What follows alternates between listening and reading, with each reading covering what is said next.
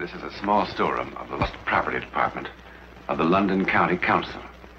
There are many such rooms, but they're rarely visited anymore because the property stored dates back to the war. Property found on the streets or in the bombed-out buildings, all waiting for claimants who never appear. Like this cheap copy of Venus de Milo, meant to stand in some garden. The ages have claimed her arms. The war claimed her head.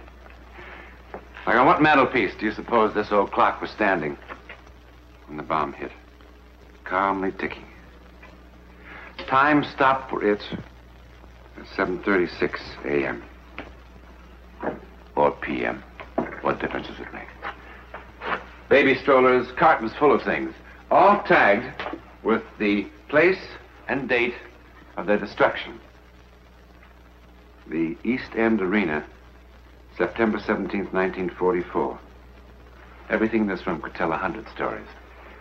But this boxing glove was involved in a most unusual occurrence. When, on September 17th, 1944, that dark and heavy curtain to the world beyond our five senses, the psychic world, was lifted for a moment.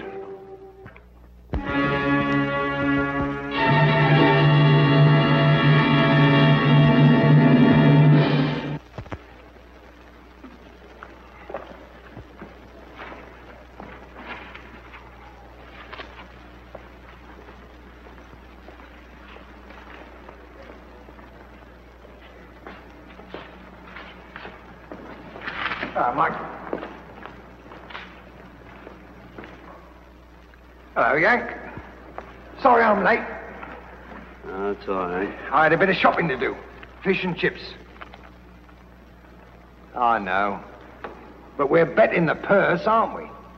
I'm financing dinner out of my own pocket, you might say. Never mind. We'll have a real feed after the fight. What kind of odds you get? 3 to 1 for the old 30 quid. That means we'll get 120 pounds if we win. That'll give us something in our pockets when we go up to the Midlands. Birmingham. Oh, they love light heavyweights up there. Did you see the doctor? Where do we go to eat? Oh, in the dressing room. Get him coffee? Coffee costs extra. Well, I could sure use some.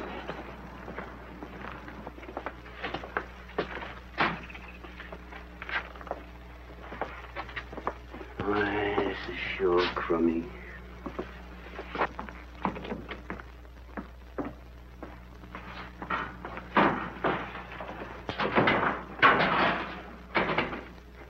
Here. Did you see the doctor? Yeah, I saw him. Oh, Whitey. Please, go get some coffee. Oh, what do you want coffee for? It'll only keep you awake. I want you to have a couple of hours shut-eye before the fight. Coffee never bothered me. You know that. What doctor? How do I know what doctor? Well, you must remember something about him. I walked up the street and there was a doctor's office. What street? Queen Street. Oh. That would be Dr. Duggan. Yeah, I think so. Yes. He has a big sign hanging out over the wall, like a blinking cinema. Arthur A. Duggan. Sounds like him. Yes. Only that sign was knocked down in a bombing raid 6 months ago. Well, then maybe it was someone else, and maybe it wasn't Queen Street.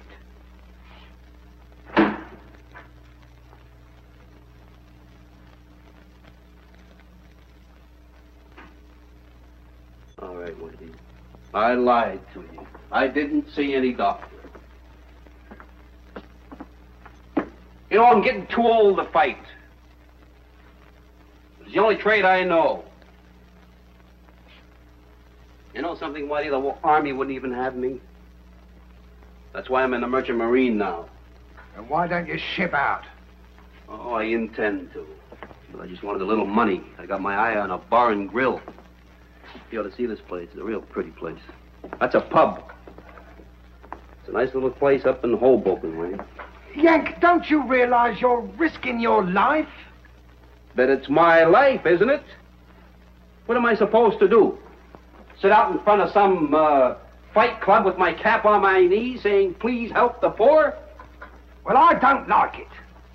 Whitey, you don't have to like it.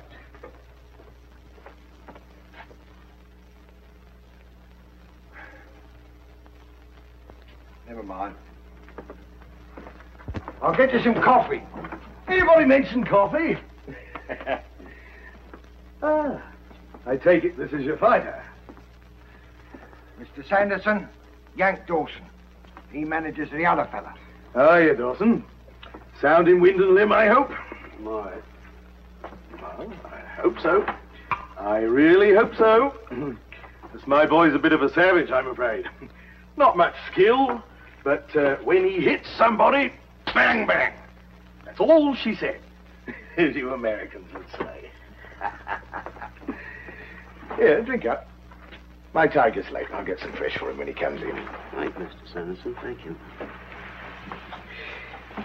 No, Yank. You do remind me of somebody. I was in the States for a bit before the war. Saw a man fight there. You're very like him. Denver it was. Did you ever fight there?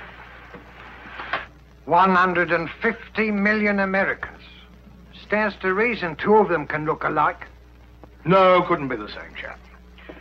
The man in Denver had a terrible accident not long afterwards.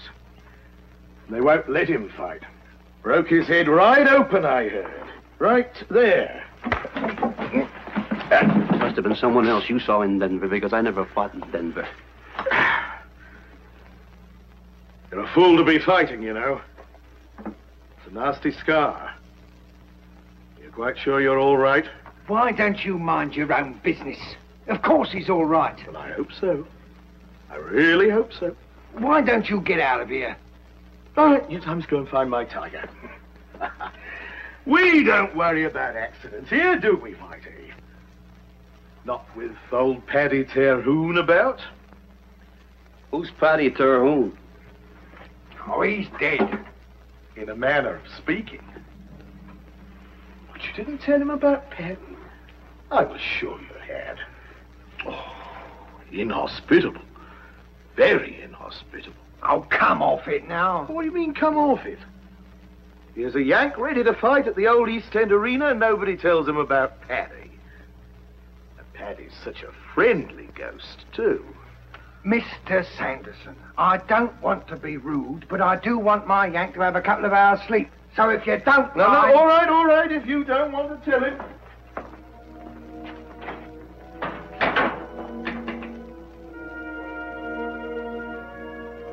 Well, a little rub down is what you need.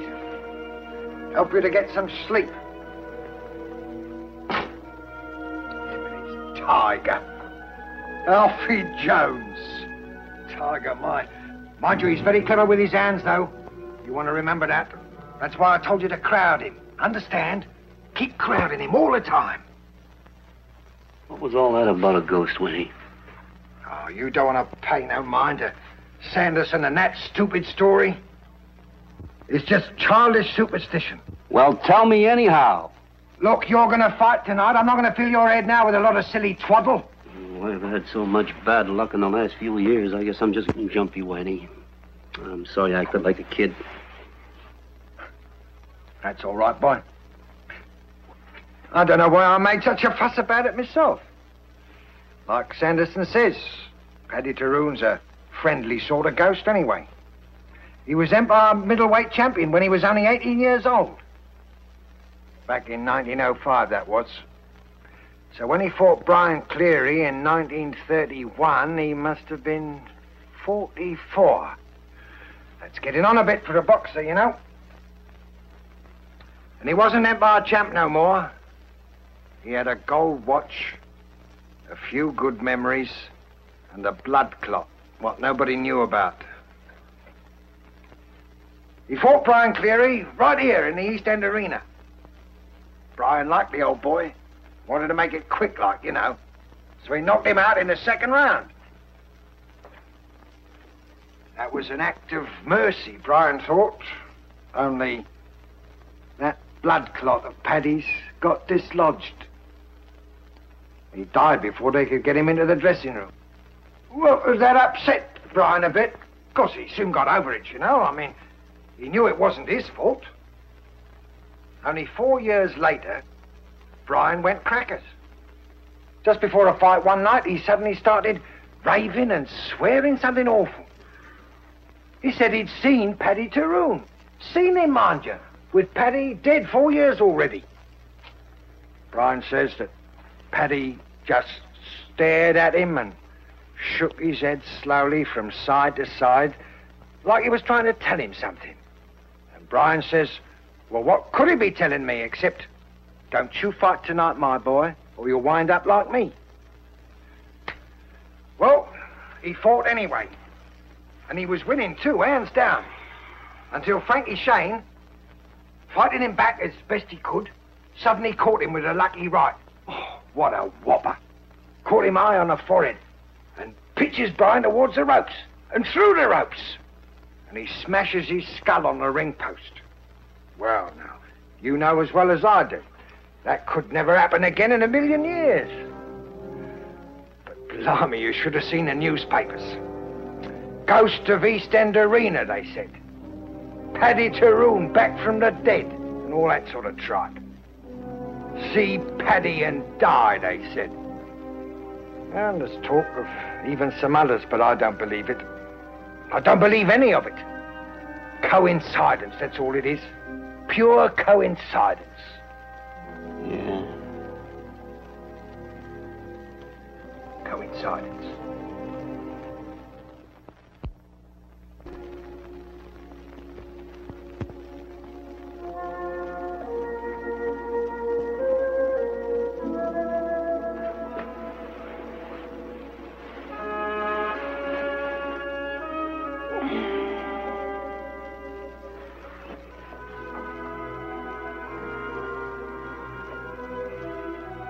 Who are you?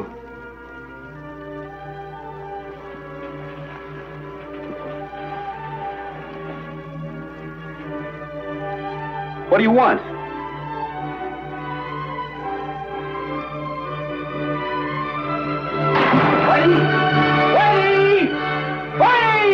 What's going on He's in here? there, Whitey. I saw. Who? The fellow you were telling me about, Paddy Tyrone, he's standing in there. Ah, you must be dreaming. He's in there, I swear. Look for yourself.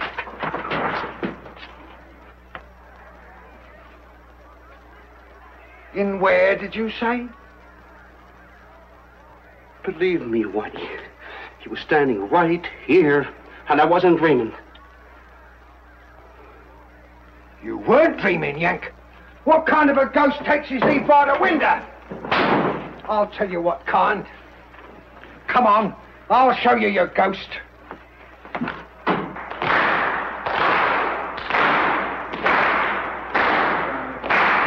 Listen to him out there. You're going to ruin me. Well, don't look at me. He's the one what's ruining you.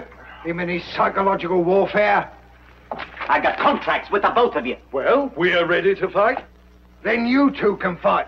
I'll tell you straight out, my boy isn't going into the ring until he admits what he done and apologizes for it. And just what am I supposed to have done? I had somebody to impersonate Paddy Tyrone. That's what you've done. Trying to scare my boy. What's all this about? That ghost was a fake. Well, maybe it was, but that doesn't prove that I had anything to do with it. Who else? Who else had reason? It's your boy we're fighting, and you was offering odds of 5 to 1. Got confidence in Alfie, that's all. Well, that's another thing. Look at him. Cool as a cucumber. Quiet as can be. Here, it got nothing to do with me. I'll say fight. Well, that's just it. Your opponent saw Paddy Tyrone, and you say fight. Aren't you scared you're gonna kill him? Cleary and Kawicki saw the ghost and they was killed in the ring. Why doesn't it bother you that the man you're fighting is going to die? I'll tell you why. Because it's a fake and you know it. If what you say is true, it's a case for the Boxing Control Board.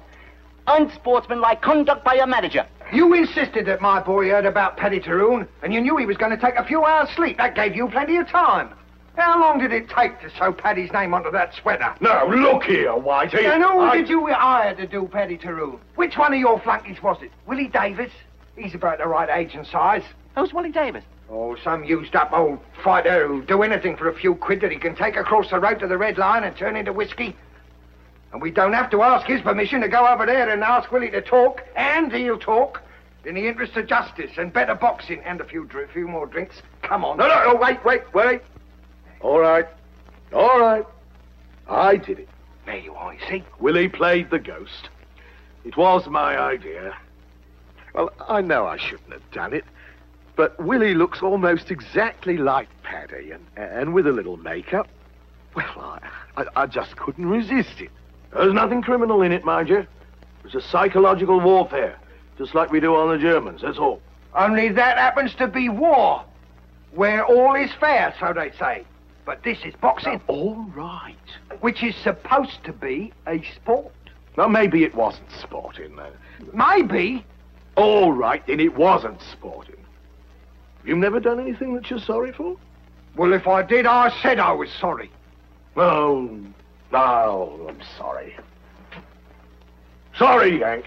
If everybody's quite satisfied, let's have a fight. No.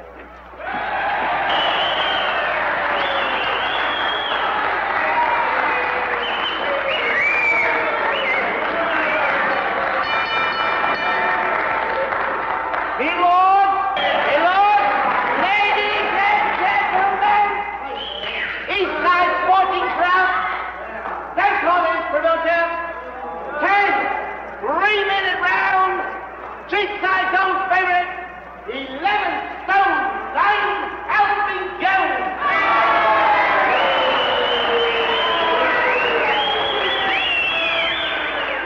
His worthy opponent, U.S. Merchant Seaman, 11 stone 6, Yank Duffy.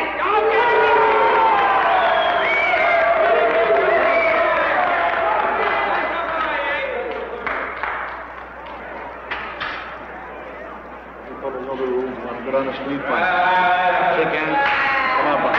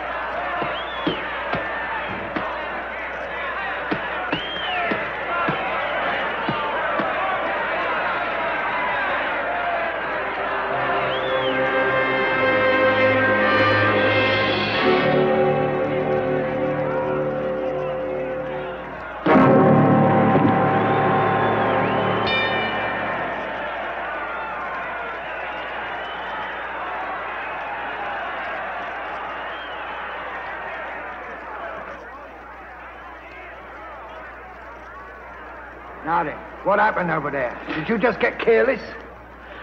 That fellow I saw in the dressing room. You know, Davis? Well, what about him? He's sitting up there in the last row. I saw him. It kind of confused me, I guess. So Sanderson's still up to his tricks, is he? I'll flay him alive.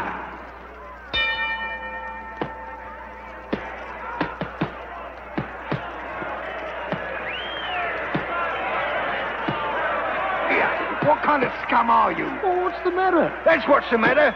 Look up there. What's all this about? Lighter, he's gone and done it again. He's got his phony ghost up there, as big as life, and it's scaring my boy. I want him out of there. Well, I don't see him. Oh, yes, he's there, all right. You bet your life he is, right up there in the back row. That's what I didn't tell him to. He must have bought a ticket. There's no crime in that.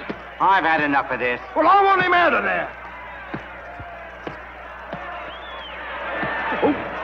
Oh, finish him. Finish yourself. Protect yourself, Yank.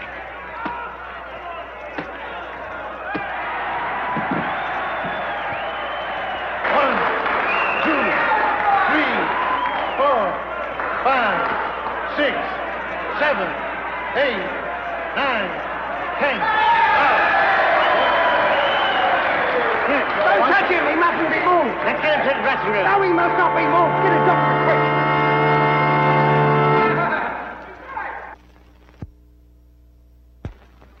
Easy, Yank. How do you feel? All right, I guess. You want to try to sit up? Yeah. Will it be all right, Doctor? Yeah, he's had a slight concussion, but he'll definitely be all right. Yeah, hear that, Yank? You're going to be fine, boy. I didn't say he'd be fine. I said he'd be all right. No more fighting, Yank. You hear that? I guess you're right, Doc. Well, let him rest here for a few minutes. Then he can get dressed and go home. Oh, bring him in to see me tomorrow. Righto, Doc.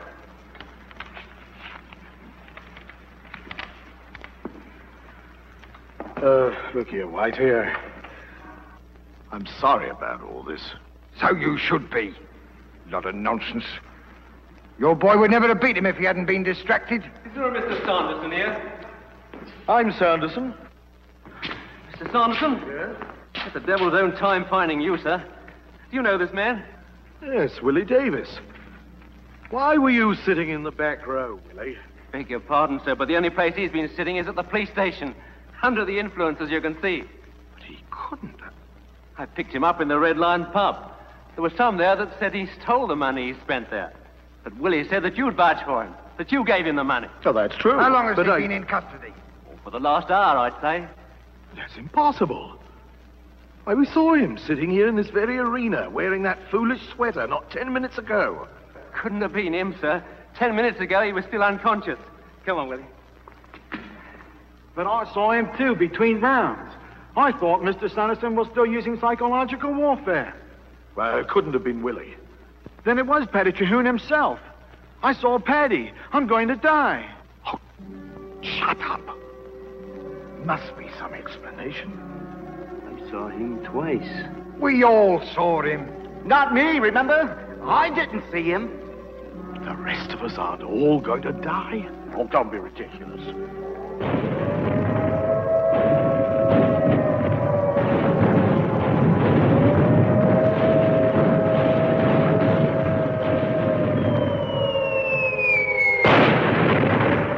The German bomb, aimed presumably at the waterfront, struck the East End Arena about 12 o'clock. The newspapers called it good fortune that only 5 people were in a building that only a few hours before had held so many more. 4 were killed. The promoter Collins survived to tell what happened. And thus the legend of Paddy Terhune was once more revived. If you see Paddy, you die. But is that all it really was? I mean, a legend. Well, of the 5 men, the promoter Collins was the only one who didn't see Paddy. He was also the only one who didn't die.